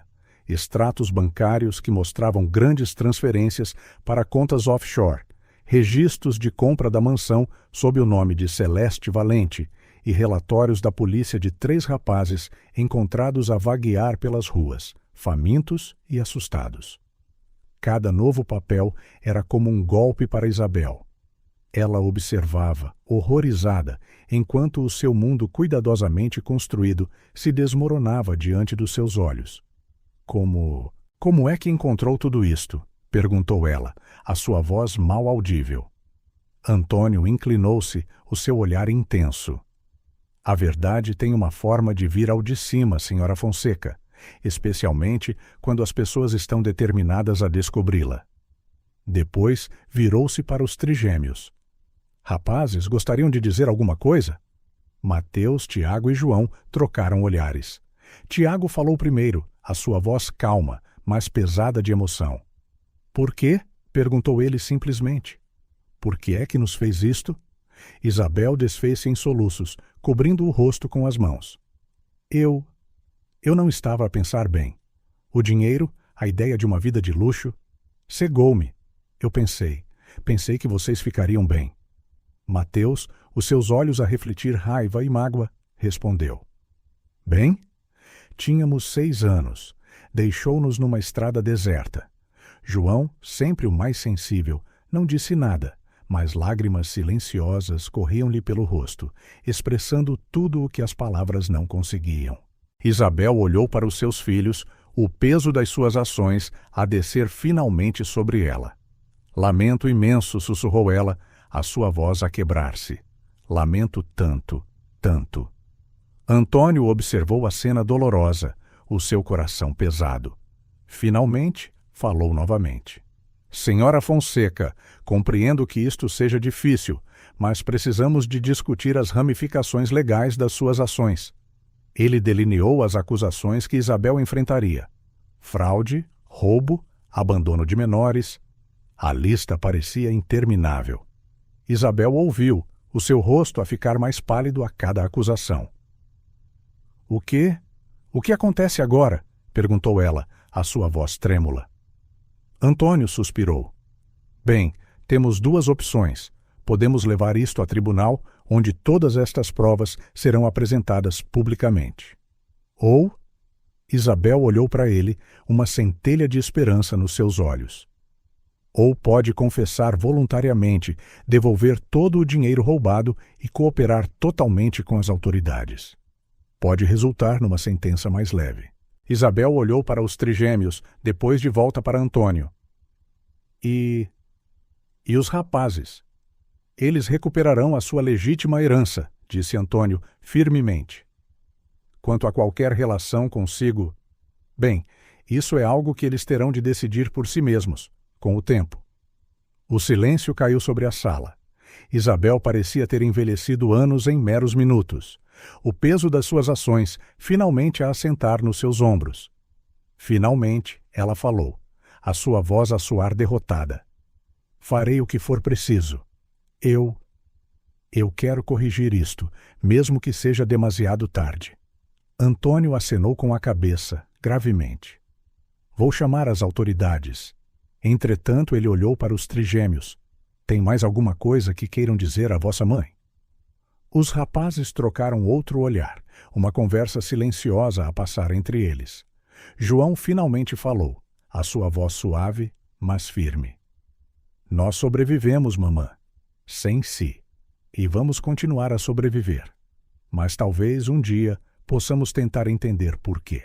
Isabel engoliu um soluço, as palavras do seu filho mais sensível a atingi-la até ao âmago. Ela sabia que o caminho à sua frente seria longo e difícil, mas pela primeira vez em anos sentiu um vislumbre de algo que tinha perdido há muito tempo. Esperança. Enquanto Antônio chamava a polícia, os trigêmeos permaneceram sentados, juntos e fortes. Tinham enfrentado o seu passado e, embora o futuro ainda fosse incerto, sabiam que o enfrentariam juntos, como sempre tinham feito. O silêncio que se seguiu à confissão de Isabel era pesado, quase tangível. Ela sentou-se ali, destroçada na sua cara poltrona de couro, uma sombra do que era há apenas uma hora.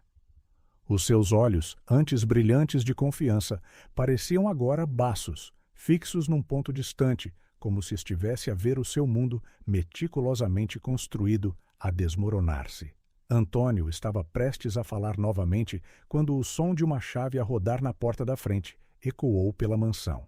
Isabel sobressaltou-se, os seus olhos a arregalarem-se de pânico. — Oh, não! — sussurrou ela. — Eduardo! Antes que alguém pudesse reagir, um homem alto e bem vestido entrou na sala. Ele parou abruptamente, absorvendo a cena surpreendente. A sua esposa, pálida e visivelmente abalada, um homem de fato que ele não reconhecia, e 3 rapazes idênticos sentados no sofá. — Celeste? — perguntou ele, a confusão evidente na sua voz. — O que se passa aqui? Isabel levantou-se instavelmente. — Eduardo, querido, eu posso explicar. Antônio, compreendendo a importância do momento, interveio suavemente. — Senhor, presumo que seja o senhor Valente? O meu nome é Antônio Costa. Sou advogado e estamos aqui para tratar de alguns assuntos legais urgentes com a sua esposa. Eduardo franziu a testa, olhando de Antônio para Isabel e depois para os rapazes. Assuntos legais? Que tipo de assuntos legais? E quem são estes miúdos? Isabel deu um passo em direção ao marido, as mãos estendidas num gesto suplicante. Eduardo, por favor, não é o que pensas. Mas o foco de Eduardo tinha se desviado para os trigêmeos. Os seus olhos estreitaram-se em reconhecimento. Espera um minuto. Eu já vi estes rapazes antes, numa foto antiga no teu escritório. Disseste que eram sobrinhos que tinham falecido.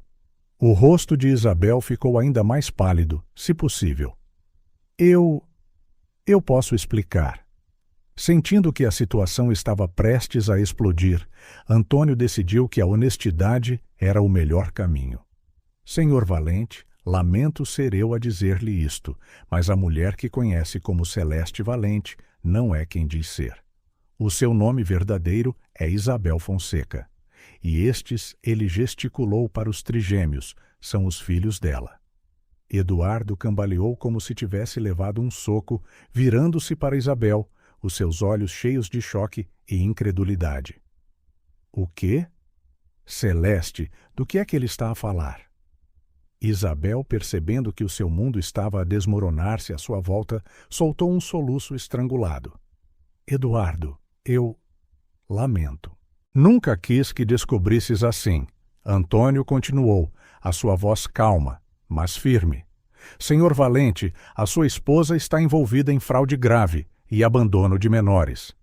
Ela falsificou o testamento do seu falecido marido, roubou milhões que deveriam ter ido para estas crianças e abandonou-as numa estrada deserta há 4 anos. Eduardo olhou para Isabel, horrorizado. Isso não pode ser verdade. Celeste, diz-me que não é verdade. Mas Isabel apenas baixou a cabeça, as lágrimas a rolar-lhe pelo rosto. Lamento, Eduardo. Nunca quis que isto acontecesse. Eu apaixonei-me por ti. Isso foi real. Eduardo tropeçou para trás, encostando-se à parede para se apoiar. Foi tudo uma mentira? O nosso casamento, a nossa vida juntos, tudo construído sobre mentiras? Os trigêmeos observavam em silêncio, as suas expressões uma mistura de choque e pena. Mateus, sempre o protetor, puxou os irmãos para mais perto, como se os estivesse a proteger do turbilhão emocional que se desenrolava à sua frente. Antônio, sentindo que era a altura de encerrar esta cena dolorosa, falou novamente. Senhor Valente, compreendo que isto seja um choque enorme, mas há assuntos legais sérios em mãos. A polícia está a caminho e a sua esposa terá de responder pelas suas ações. Eduardo virou-se para Antônio, depois olhou para os rapazes e finalmente para Isabel. A sua voz era um sussurro partido. 4 anos. Vivemos juntos há 4 anos. E eu nunca suspeitei. Nunca imaginei. Isabel deu um passo em direção a ele, mas Eduardo recuou. Não disse ele, a sua voz firme apesar das lágrimas nos seus olhos. Fica longe de mim. Eu não te conheço. Nunca te conheci. Nesse momento, o som das sirenes cortou o ar, aproximando-se. Isabel afundou-se de volta na sua poltrona, a luta desaparecida do seu corpo. Acabou, murmurou ela. Acabou tudo. Eduardo, ainda encostado à parede, olhou para os trigêmeos. Lamento, disse ele, a sua voz a tremer. Eu não sabia. Se eu soubesse... Tiago, sempre o prático, falou pela primeira vez desde a chegada de Eduardo. Não é sua culpa, senhor. O senhor também foi enganado. As palavras do rapaz pareceram abalar Eduardo profundamente. Ele acenou lentamente com a cabeça, depois virou-se para Antônio. O que acontece agora? Antônio suspirou. A polícia levará a senhora Fonseca para interrogatório. Haverá um processo e ela provavelmente enfrentará acusações criminais. Quanto aos bens, bem, isso será determinado legalmente. Mas a maior parte, provavelmente, será devolvida aos rapazes, os legítimos herdeiros. Eduardo acenou novamente, o seu rosto uma máscara de choque e tristeza. Compreendo. Eu cooperarei totalmente com a investigação. Não quero nada que tenha sido obtido ilegalmente. As sirenes estavam agora muito próximas, e em breve ouvia-se o som de carros a parar em frente à mansão. Isabel permaneceu sentada, imóvel, como se toda a sua luta a tivesse abandonado. Enquanto a polícia entrava na casa, Antônio virou-se para os trigêmeos. Está tudo bem, rapazes. Foram incrivelmente corajosos hoje. Está quase a acabar. Mateus, Tiago e João abraçaram-se, as suas expressões uma mistura de alívio e apreensão. Tinham enfrentado o seu passado, confrontado a mulher que os tinha abandonado e estavam prestes a testemunhar a sua prisão. Enquanto os agentes algemavam Isabel e a levavam, os rapazes observavam em silêncio. Não havia alegria nos seus olhos, apenas uma tristeza resignada. O império de mentiras que Isabel tinha construído estava finalmente a desmoronar-se, mas o custo emocional para todos os envolvidos era imenso. Antônio colocou uma mão gentil no ombro de cada rapaz. Vamos para casa, disse ele, suavemente. Foram espantosamente fortes hoje. Estou muito orgulhoso de vocês. Ao saírem da mansão, os trigêmeos olharam para trás uma última vez. O capítulo mais sombrio das suas vidas estava finalmente a fechar-se, mas o futuro, embora incerto, parecia agora um pouco mais brilhante. Juntos, como sempre tinham estado, estavam prontos para enfrentar o que viesse a seguir. O silêncio pairava sobre a sala de estar enquanto Isabel se sentava, derrotada, as lágrimas a manchar-lhe as bochechas, enquanto tremia incontrolavelmente. Ela juntou as mãos trêmulas no colo, tentando em vão parar o fluxo constante de lágrimas. Eu confesso, disse finalmente, a sua voz mal audível. Eu falsifiquei o testamento. Eu abandonei os rapazes. Antônio levantou uma mão, interrompendo-a. Espere, senhora Fonseca. Há mais. Todos os olhos se viraram para o advogado, enquanto ele abria lentamente a sua pasta novamente. Ele retirou um envelope amarelado do fundo, a sua expressão sombria enquanto o segurava. Este documento começou. Antônio, a sua voz grave, foi encontrado num cofre secreto na antiga Quinta dos Oliveiras. Foi autenticado por peritos e é, sem dúvida, o verdadeiro testamento final de Ricardo Oliveira. O rosto de Isabel ficou ainda mais pálido. Mas o testamento já foi apresentado. O testamento que a senhora apresentou, senhora Fonseca, era uma falsificação, interrompeu Antônio novamente. Este é o original. Ele abriu o envelope e começou a ler.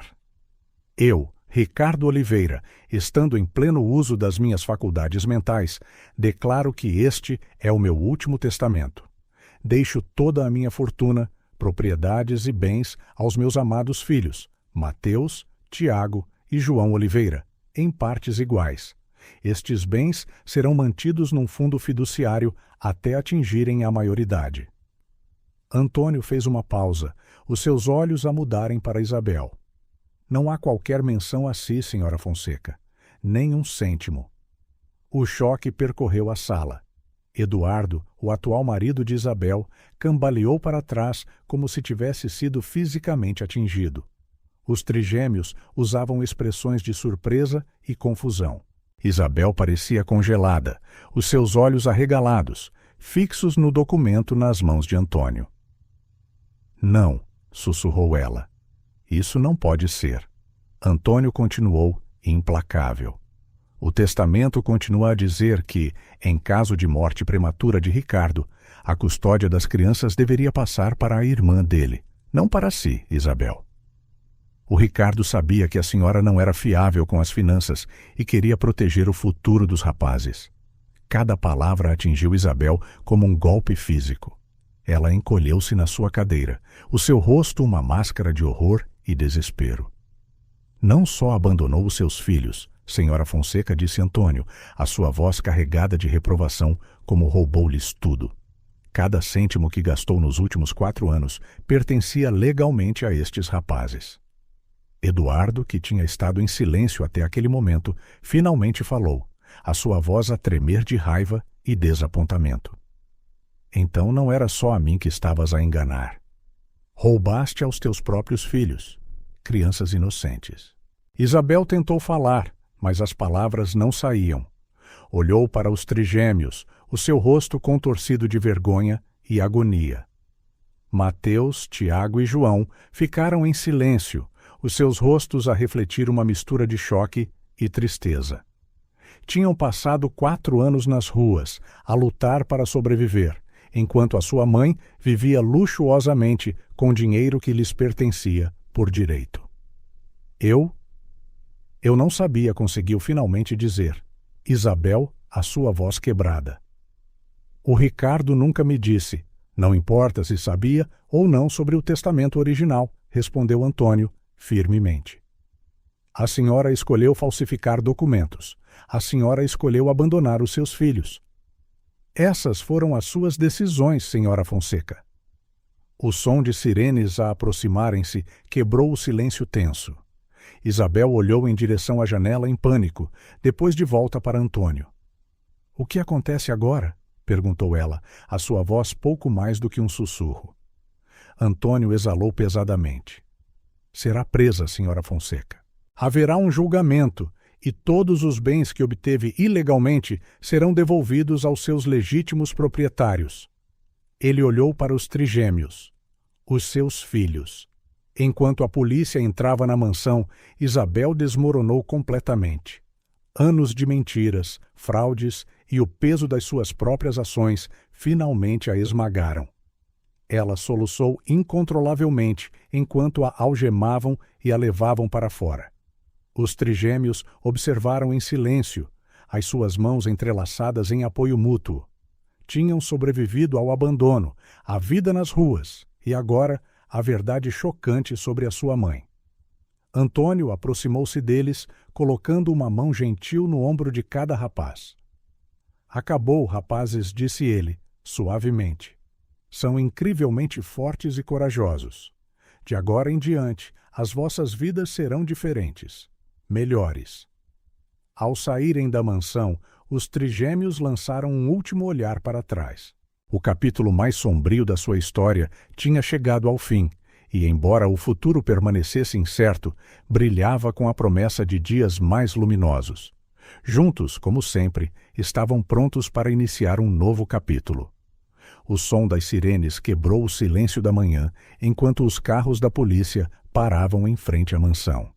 Isabel, pálida e derrotada, foi levada para fora, as algemas a apanhar a luz do sol.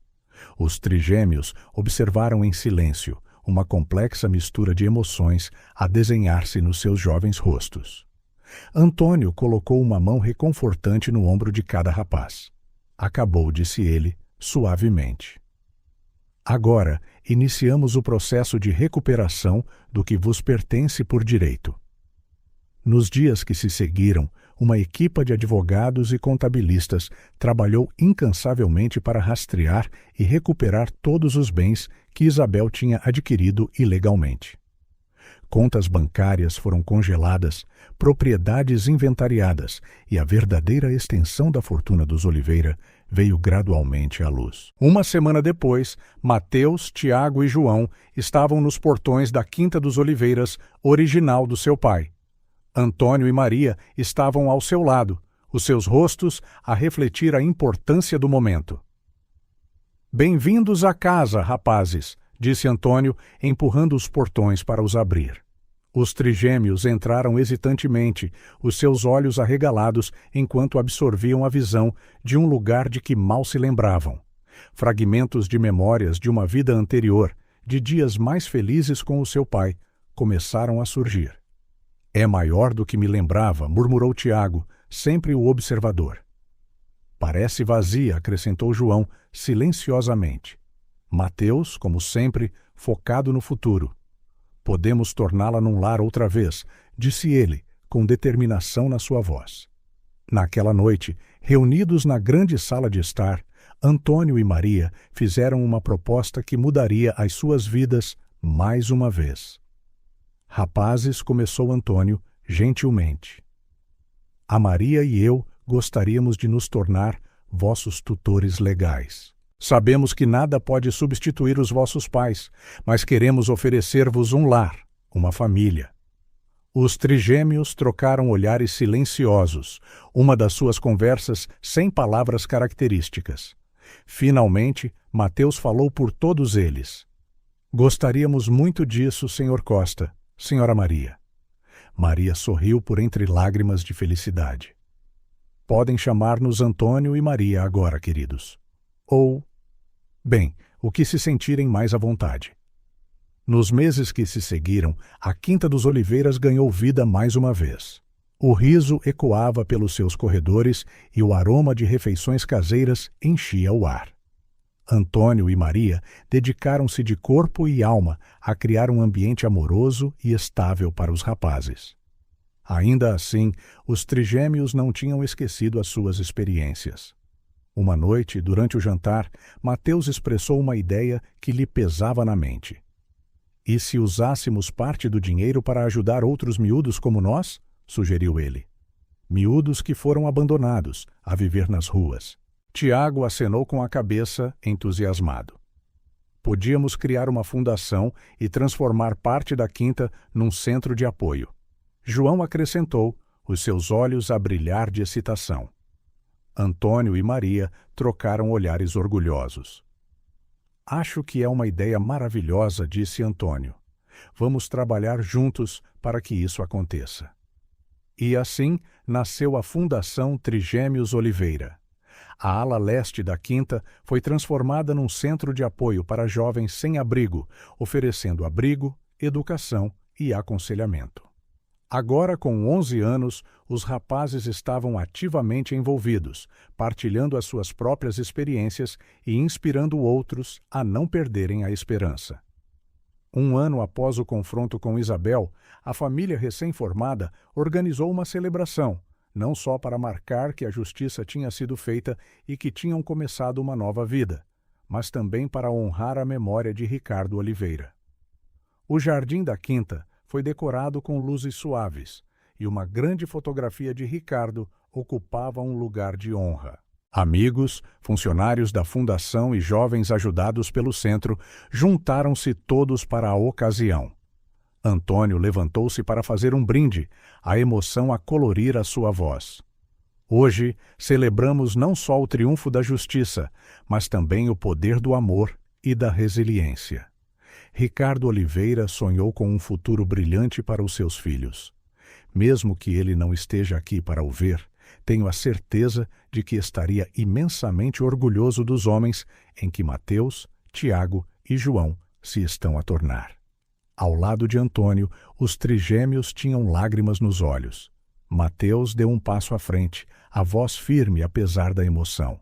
O nosso pai ensinou-nos sobre integridade, amor e a importância da família.